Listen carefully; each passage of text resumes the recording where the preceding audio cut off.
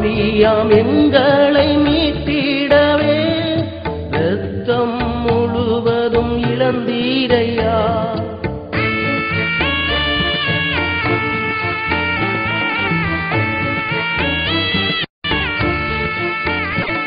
பாவியாம் எங்களை மீட்டிடவே இரத்தம் முழுவதும் இழந்தீரையா.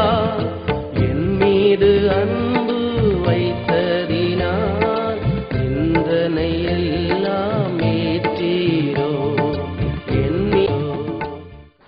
ஆண்டவராய் இயேசு நாமம் மகிமைப்படுவதாக.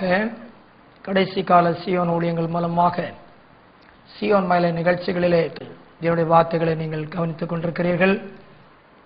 ஆண்டவரை ஆசீர்வதிப்பார். ஏசாயா 41 அதிகாரம் 10 வசனம்.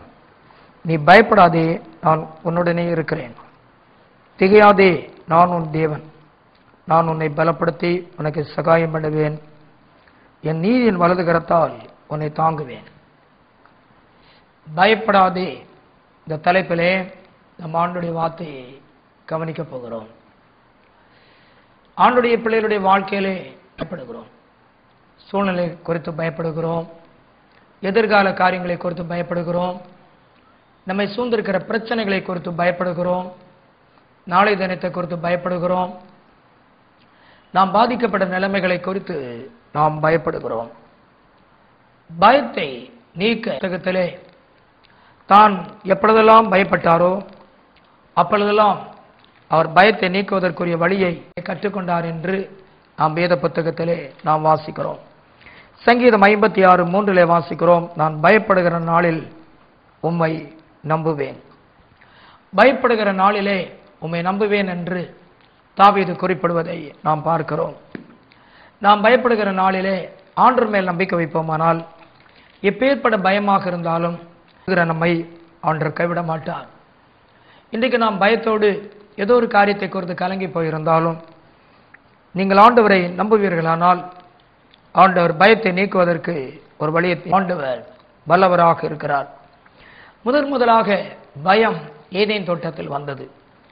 ஆதியாகமத்தின் புத்தகம் 3 அதிகாரத்தை வாசிக்கும் போது ஆதாமை மேவாளும் தேவன் வைத்த தோட்டத்திலே தேவனுடைய ஆசீர்வாதத்தை பெற்று தேவனோடு கூட மகிழ்ச்சியாக இருந்த நாட்களை நாம் வாசிக்கிறோம். ஆனால் ஆண்டவருடைய வார்த்தை கீழ்ப்படியாமல் ஆண்டவர் விட்டு விலகி போன போது அவளுக்கு ஒரு பயம் வந்தது. ஆண்டவர் தோட்டத்தில் உலாவுகிற கர்த்தர் வந்த போது ஏவாளை ஆதாமை ஆண்டவர் கூப்பிடுகிறார். அதற்கு அவள் சொன்ன வார்த்தை என்ன? ஆதியாகமம் 3:10, தேவனுடைய சத்தத்தை தோட்டத்தில் கேட்டு நான் நிர்வாணி இருப்பதனால் பயந்து ஒளித்துக் கொண்டேன் என்றான். பாவம் ஒரு மனிதன் செய்வான் என்றால் அவனால் தைரியமாக இருக்க முடியாது. அவன் பயந்து கொண்டே இருப்பான். இன்றைக்கு இந்த கால வேளையிலே ஏதோ ஒரு குறைகள் மத்தியிலே உன் வீட்டுக்குள்ள நீ பயந்து கொண்டிருக்கலாம். நீ பணி செய்கிற இடத்திலே பயந்து கொண்டிருக்கலாம். உன் வாழ்க்கையில நீ பயந்து கொண்டிருக்கலாம். வேத புத்தகத்திலே யாத்திராகமம் 2:14 வாசிக்கும் போது மோசே இஸ்ரவேல் ஜனங்களை மீட்டு ரட்சிக்க விரும்பி தன் சகோதரர்களை சந்திக்கும் போது ஒரு எகிப்தியனை அவன் கொல்ல வேண்டிய சூழ்நிலை வந்தது. அப்பொழுது அதை எபிரேய புருஷர்களும் தன்னுடைய சொந்த ஜனங்களுக்கு கேள்விப்பட்ட போது அவன் பயந்தான். ராஜாவுக்கு பயந்தான், ஜனங்களுக்கு பயந்தான் என்று அதனுடைய 14ஆம் வசனத்திலே நாம் வாசிக்கிறோம். தைரியத்தை குலைத்து போடும். இன்றைக்கு கால வேளையிலே தைரியமாக இருக்க வேண்டிய நீங்கள் பயந்து கொண்டிருக்கிறீர்கள் அல்லவா? ஒரு பயம் உங்களை சூழ்ந்திருக்கிறது அல்லவா? பயந்து ஒளித்துக் கொண்டிருக்கிறீர்கள் அல்லவா? இந்த பயத்தை நீக்க ஆண்டவர் ஒரு வழியை வைத்திருக்கிறார். யாத்திராகமத்தின் புத்தகம் 3ஆம் அதிகாரம் அதனுடைய 5-6 வசனங்களிலே நம்முடைய ஆண்டவர் ஜனங்களுடைய கூக்குரலை கேட்டு மோசேயை அழைக்கிறார். மோசே, ஜனங்களுடைய உபத்திரவத்தை நான் பார்த்தேன். இந்த கானான் தேசத்தை உன்னெடுத்த வா என்று சொல்ல போது மோசே தேவனை நோக்கி பார்க்க பயந்த முகத்தை மூடிக்கொண்டான். ஆம், சரியான ஆயத்தம் இல்லாத நிலைமைகள் மோசேக்கு இருக்கிறது. 40 வருடங்களும் வனாந்தரத்தில் ஆடுகளை தான் மேய்த்தார்.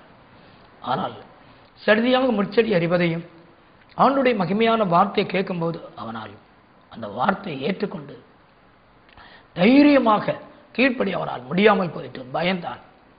இன்றைக்கு நாம் ஆண்டவர் கொடுத்த நேசம் இருக்கிறது, ஏதாவது செய்ய விரும்புகிறோம், ஆனால் சரியான ஆயத்தம் இல்லாமல் இருக்கும்போது பயப்பட வேண்டிய சூழ்நிலைகள் வருகிறது. இன்றைக்கு அந்த அருமையான வேளையிலே சரியான ஆயத்தம் இல்லாமல் நீங்கள் பயந்து கொண்டிருக்கிறீர்களா? உங்கள் பயத்தை அறிந்திருக்கிற ஆண்டவர் உங்கள் பயத்தை நீக்க ஆண்டவர் ஒவ்வொரு காரியத்திற்கும் ஒரு வழியை உண்டு பண்ண வல்லவர் என்பதை நீங்கள் நன்றாக அறிந்து கொள்ள வேண்டும். எந்த பிரச்சனை இருந்தாலும் தேவனால் செய்யக்கூடாத அதிசயமான காரியம் ஒன்றுமில்லை. கவனியுங்கள், அப்போஸ்தலனாகிய பவுல் சபலாக இருந்தவரை பவுலாக ஆண்டவர் மாற்றினார். அவரோடு ஆண்டவர் தரிசனமானார், ஆண்டவரோடு பேசுகிறார். ஒரு பாத்திரமாக நான் உபயோகப்படுத்துவேன் என்று ஆண்டவர் கரத்திலே நாம் வாசிக்கிறோம். ஆனால் அவர் தொடப்பட்டதையும் அவர் மாற்றப்பட்டதையும் ஆதி சபை புரிந்து கொள்ள முடியவில்லை. அப்போஸ்தலர் 9ஆம் அதிகாரம் அதனுடைய 26ஆம் வசனத்திலே நாம் வாசிக்கும் போது, சபையில் எருசலேமுக்கு வந்து சீசருடனே சேர்ந்து கொள்ள பார்த்தான். அவர்கள் அவனை சீசன் என்று நம்பாமல் எல்லாரும் அவனுக்கு பயந்திருந்தார்கள்.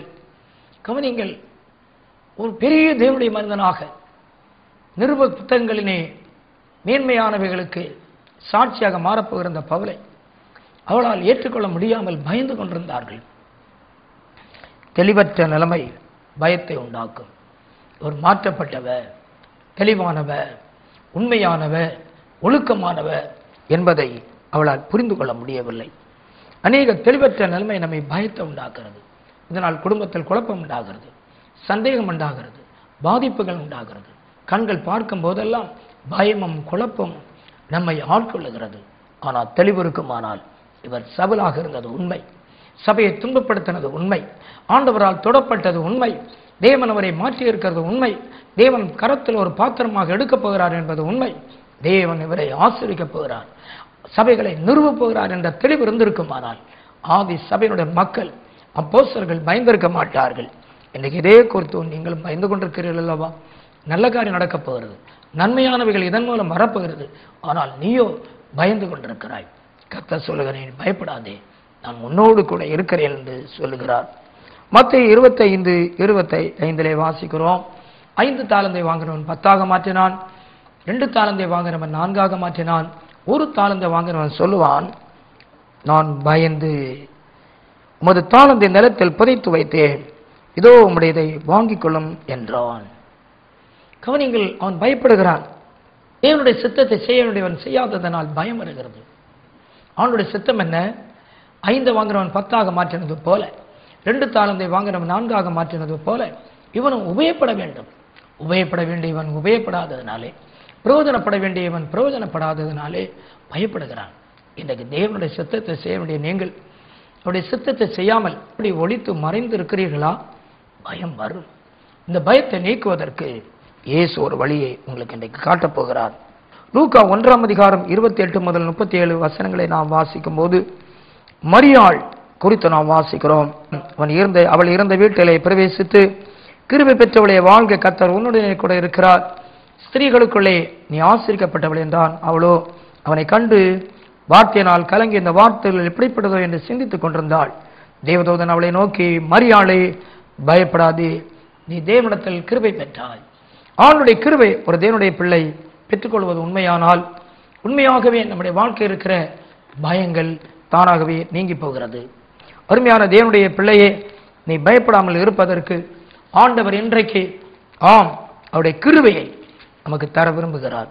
ஆண்டவரே, உடைய கிருபை எனக்கு தாரும் என்று சொல்லி பாருங்கள். கிருபை பயத்தை நீக்குவதற்கு வழியாக மாறும். தெளிவான அபிஷேகம் பயத்தை நீக்கும். தொடர் ஜெபம் பயத்தை நீக்கும். முடிவாக உபாகமம் 31ஆம் அதிகாரம் 8ஆம் வசனத்திலே, கர்த்தர் தாமே உனக்கு முன்பாக போகிறவர், அவர் உன்னோடு இருப்பார், அவர் உன்னை விட்டு விலகுவதும் இல்லை, உன்னை கைவிடுவதும் இல்லை, நீ பயப்படவும் கலங்கவும் வேண்டாம் என்றார். வாக்கும் இன்றைக்கு ஆண்டவர் கொடுத்த வாக்குத்தத்தத்தை நம்புவீர்களானால் நீங்கள் பயப்படாமல் கர்த்தர் கூட இருப்பதை கண்டு நீங்கள் தெளிவான அபிஷேகத்தோடு தொடர் ஜெபத்தோடு கிருபை பெற்றவர்களாக தேவனுடைய வாக்குத்தத்தம் நிறைவேறுகிறவர்களாக மாறுவீர்கள். பயப்படாதே, நான் உன்னோடு கூட இருக்கிறேன் என்று சொல்லுகிற ஆண்டவர் இன்றைக்கு உங்களை ஆசீர்வதிப்பார். ஜெபிப்போமா.